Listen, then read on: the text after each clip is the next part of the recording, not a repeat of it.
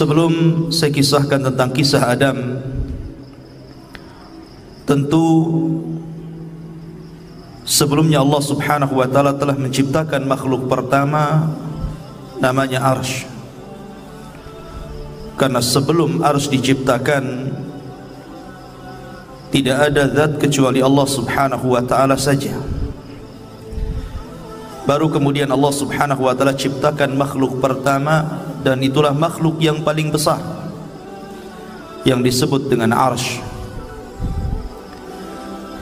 Tapi para ulama akidah mengatakan bahwa makhluk yang pertama kali diciptakan adalah Arsy, kemudian qalam.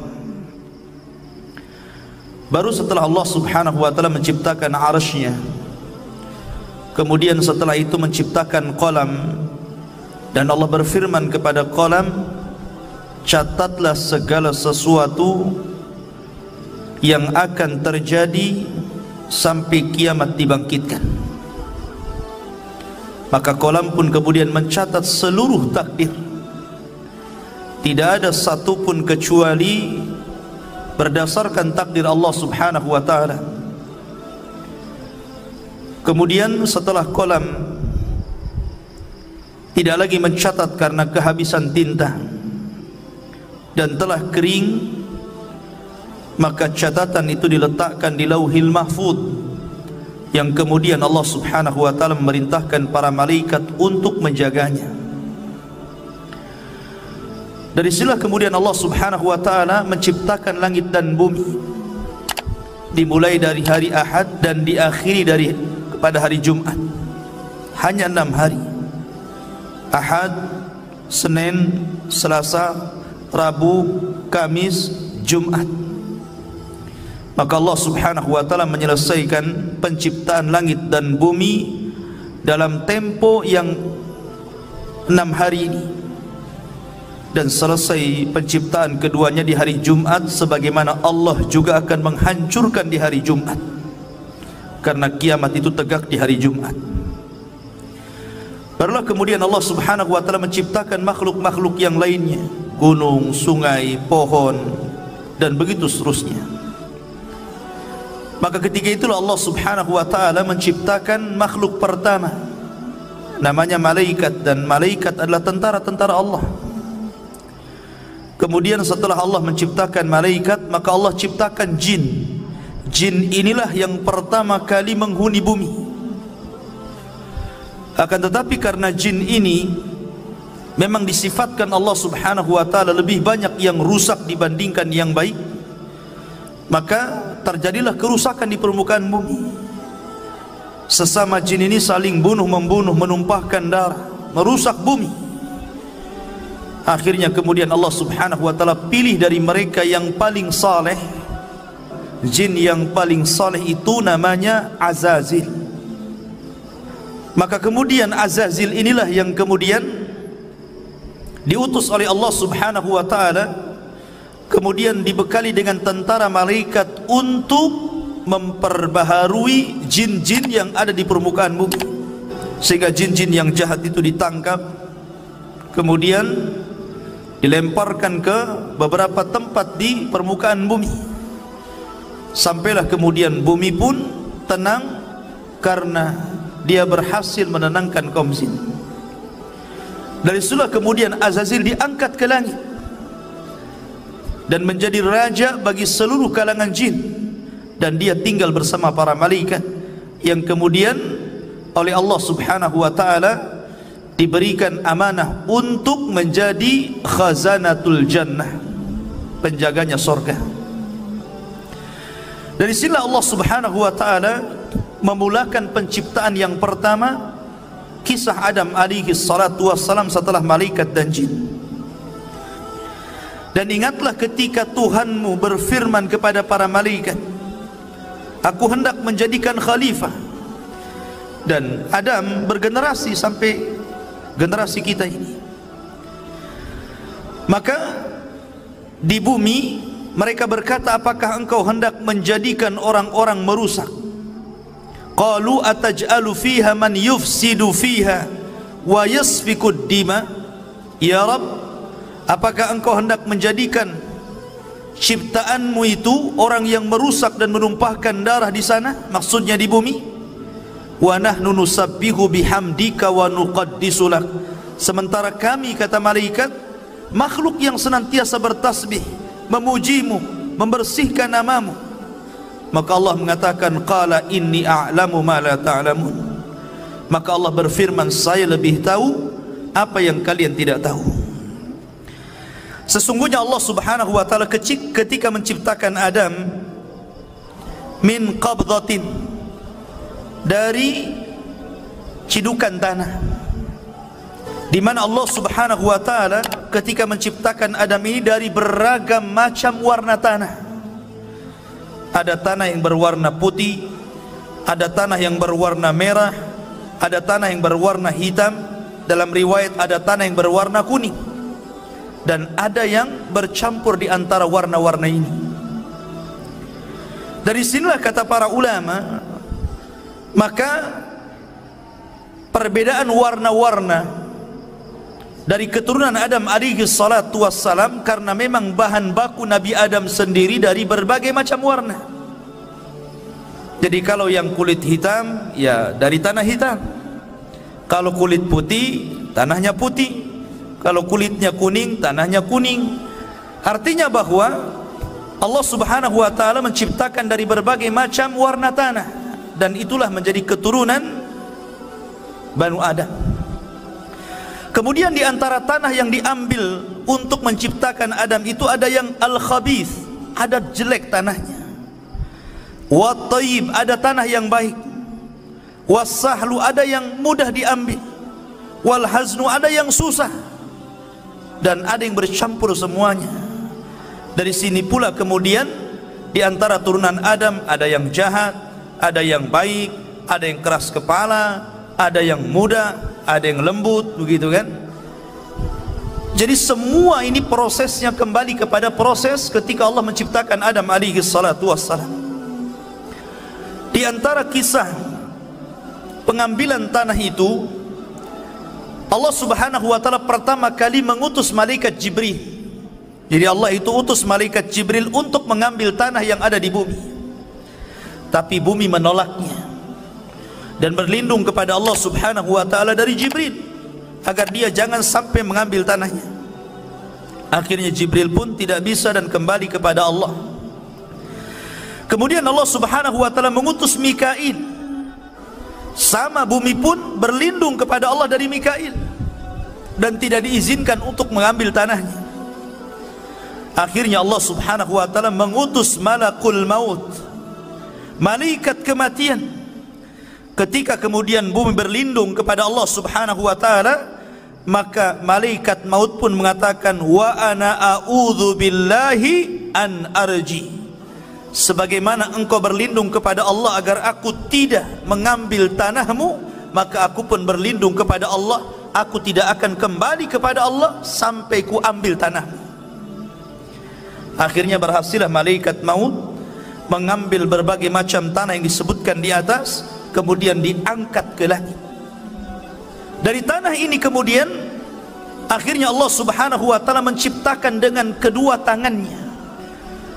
Dan ini ada hikmah kenapa Allah ciptakan Adam dengan tangannya, supaya iblis tidak bisa sombong di hadapan Adam, karena iblis tidak diciptakan dengan tangan Allah.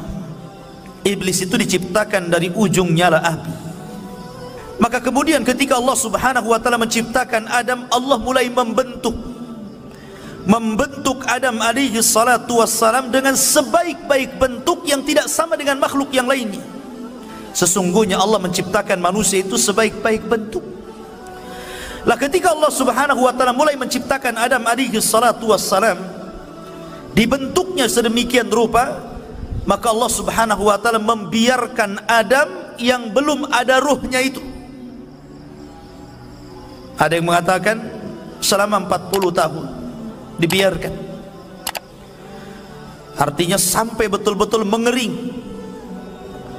Lah dari sila kemudian ketika malaikat melihat Allah subhanahu wa ta'ala menciptakan makhluk yang gharib bagi mereka, aneh bagi mereka, Disinilah malaikat datang menghadap Allah dan mengatakan, ataj'alu fiha man yufsidu fiha wa yasfikud dima wa nahnu nusabbihu bihamdika wa nuqaddisu lak. Ya Rabb, apakah engkau akan mengulang 2 kali menciptakan makhluk yang akan merusak bumi, menumpahkan darah, sementara kami adalah makhluk yang terus bertasbih memuji kamu? Kenapa malaikat ngomong seperti ini? Karena malaikat punya pengalaman dengan bangsa jin. Sebelum Adam diciptakan, Allah menciptakan jin.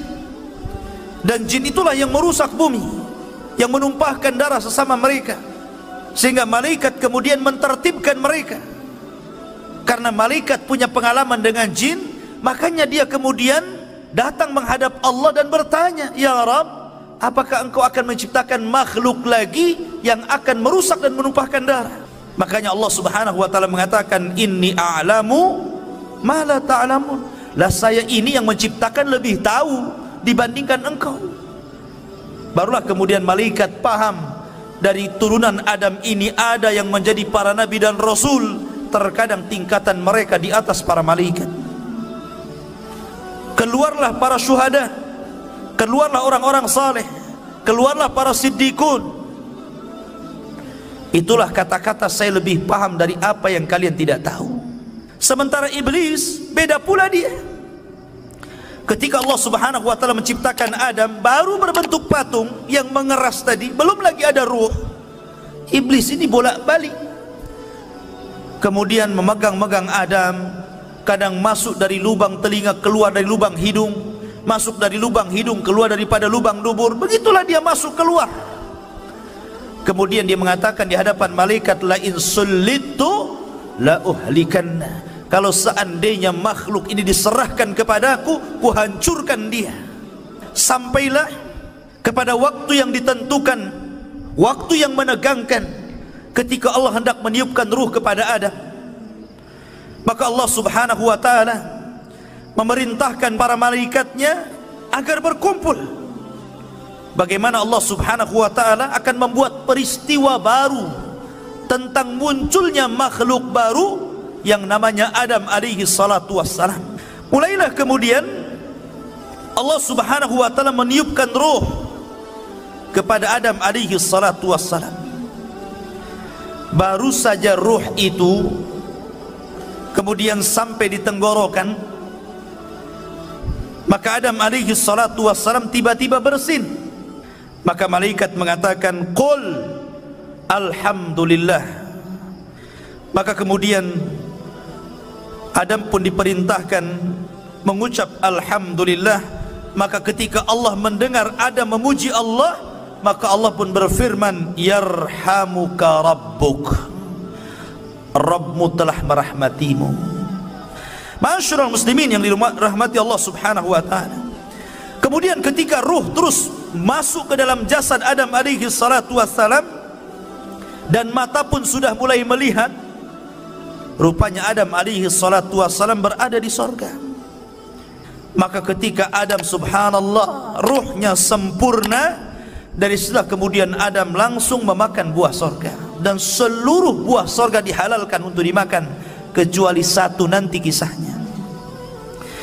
Maka ketika Adam alaihi salatu wassalam sempurna menjadi manusia, birruhi wal jasad, ada ruh ada jasadnya, disitulah Allah subhanahu wa ta'ala memerintahkan malaikat untuk sujud kepada Adam. Maka Allah subhanahu wa ta'ala menggambarkan bagaimana malaikat ini tunduk patuh akan perintah Allah dan menghormat kepada Adam.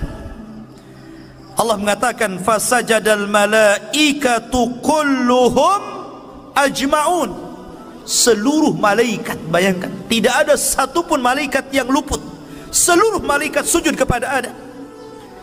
Rupanya dari seluruh malaikat ini ada satu makhluk, dia berdiri saja, dia tidak mau sujud, bahkan dia cenderung sombong. Kemudian makhluk ini ditanya oleh Allah subhanahu wa ta'ala, lima kenapa engkau tidak sujud lima khalaqtu biyadai, terhadap makhluk yang aku ciptakan dengan kedua tanganku. Maka mulailah kemudian makhluk ini dia mengatakan, ya Rabb, saya kan lebih baik daripada dia.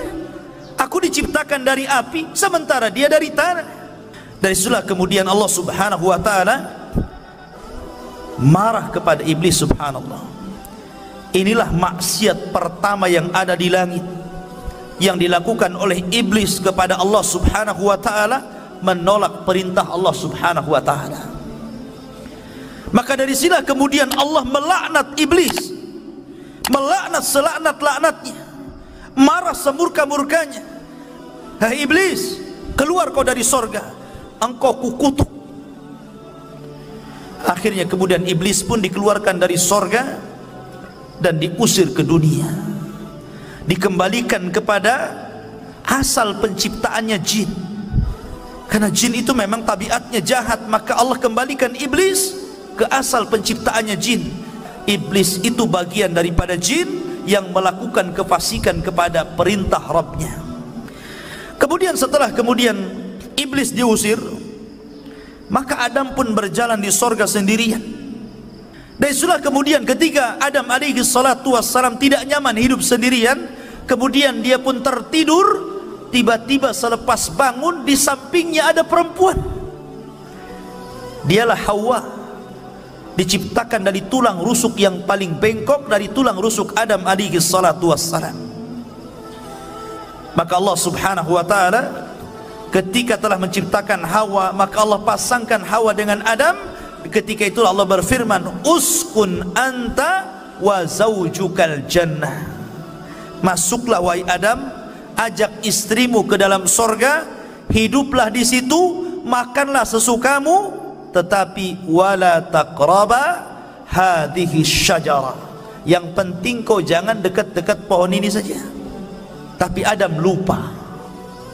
Adam lupa dengan perintah Allah agar jangan makan pohon itu. Akhirnya kemudian Adam pun memakan pohon itu. Salah satu sebabnya Allah lupakan Adam akan perintah jangan mendekati pohon. Akhirnya dia pun mendekati pohon karena ada sebab lain, di mana iblis berhasil masuk ke dalam sorga. Dalam riwayat Israiliyat, iblis ini dia menunggang masuk ke dalam jalan darah ular. Iblis kan sudah diusir dari sorga, dia tidak bisa mungkin masuk ke dalam sorga. Tetapi iblis ini berhasil masuk sorga lewat masuk ke dalam tubuh ular itu. Apakah Allah tidak tahu? Allah tahu, nggak mungkin Allah nggak tahu. Tapi kenapa Allah biarkan iblis masuk ke dalam sorga? Sekali lagi karena ada hikmah di sini. Ada hikmah yang Allah Subhanahu wa taala kehendaki. Maka iblis pun berhasil masuk ke dalam sorga. Maka kemudian dia pun menjelma sebagai manusia. Karena memang iblis itu bisa tasyakul, jin itu bisa berbentuk siapapun sesuai kehendaknya. Dia bisa berbentuk manusia, sama dengan malaikat bisa tasyakul. Maka kemudian dia datang kepada Adam seolah-olah penasehat, seolah-olah orang baik, dan mengatakan, wahai Adam, kenapa Allah Subhanahu wa taala melarang tidak boleh mendekati pohon ini kecuali karena ada dua perkara. Antakuna malakaini au takuna minal khalidin. Boleh jadi kalau engkau memakan buah larangan ini, kalian berdua akan Allah jadikan malaikat, atau Allah akan kekalkan di sorga. Allah tidak mau engkau kekal di sini. Akhirnya mulai goyang Adam. Ketika iblis tidak sanggup mempengaruhi Adam alaihi salatu wassalam, akhirnya dia pengaruhi lewat istrinya. Kemudian juga Al-Imam Ibnu Katsir rahimahullahu taala dalam kitab Bidayah wa Nihayah menjelaskan bahwa Adam ini memiliki perawakan yang tinggi, sittuna dzira'an, memiliki 60 hasta. Satu hasta itu setengah meter, berarti 60 hasta berarti 30 meter. Itu tingginya Nabi Adam. Kemudian lebarnya 7 hasta, berarti lebarnya itu 3,5 meter, tingginya 30 meter. dan memiliki usia yang panjang. Ketika Allah Subhanahu wa taala kemudian takdirkan bahwa Adam alaihi salatu wassalam memakan buah larangan, akhirnya kemudian Adam pun diusir oleh Allah dari sorga. Qul nahbitu minha jami'an, kami katakan keluar kalian semua, hei Adam, hei Hawa, keluar kalian dari sorga. Maka di sini tiga makhluk diusir, iblis, Adam, dan juga Hawa. Mereka berjumpa di bumi. Ada yang mengatakan Adam diturunkan di India, sementara Hawa itu diturunkan di Mekah. Kemudian berjumpa di bukit Jabal Rahmah. Ada yang mengatakan Adam juga meninggal di India, ada yang mengatakan di Mekah, ada yang mengatakan di Syam. Allahu a'lam. Ya. Yang jelas kita tidak menetapkan yang tidak ditetapkan, hanya menukil beberapa kisah Israiliyat. Artinya bahwa Adam alaihi salatu wassalam kemudian diturunkan ke bumi. Maka akhirnya kemudian Adam alaihi salatu wassalam ketika sampai di bumi, Adam menangis, menangis sejadi-jadinya. Ketika itu Jibril datang dan berusaha menghibur Adam, tapi Adam tetap menangis. Menangis karena bukan karena sedih dia diturunkan dari bumi, tidak, tapi karena menyesal karena maksiat yang dilakukan kepada Allah Subhanahu wa taala, sehingga dia berdoa kepada Allah, Rabbana zalamna anfusana wa illam taghfir lana wa tarhamna lanakunanna minal khasirin. Ini doanya Nabi Adam.